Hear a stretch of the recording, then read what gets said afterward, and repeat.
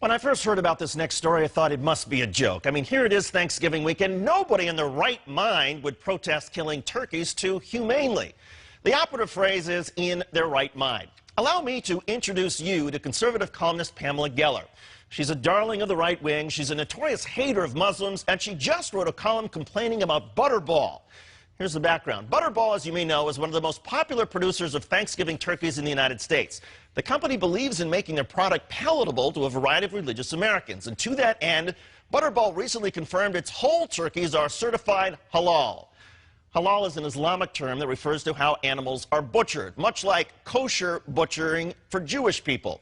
Halal requires that an animal be killed in the most humane fashion possible by swiftly cutting the turkey's throat. According to Geller, this is a problem. Why should we be forced to conform to Islamic norms? It's Islamic supremacism on the march yet again. Yes, according to Pam Geller, it's Islamic supremacism.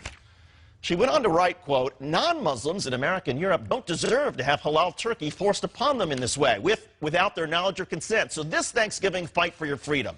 Find a non-halal, non-Butterball turkey to celebrate Thanksgiving this Thursday, and write to Butterball and request politely but firmly that they stop selling only halal turkeys and make a non-halal turkey available to Americans who still value our freedoms.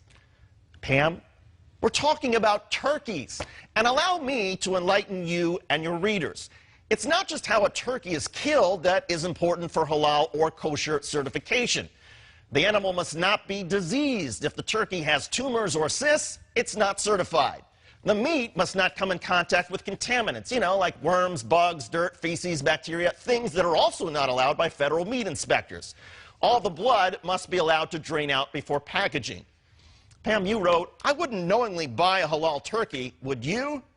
Actually, I would. In fact, most Americans who eat turkey would probably be more likely to buy a halal or kosher one if they knew what it stood for. But I want to help you protect your Thanksgiving from the threat of clean, healthy, humanely butchered meat. So I encourage you to go to a turkey farm tomorrow, ask for the most diseased animal around, clobber it over the head with a dull hammer, but not too hard because you want the bird to suffer for a while. Drag the animal on the ground, smear it in feces, take the bird home, expose it to as much bacteria as possible, then serve it as your Thanksgiving meal.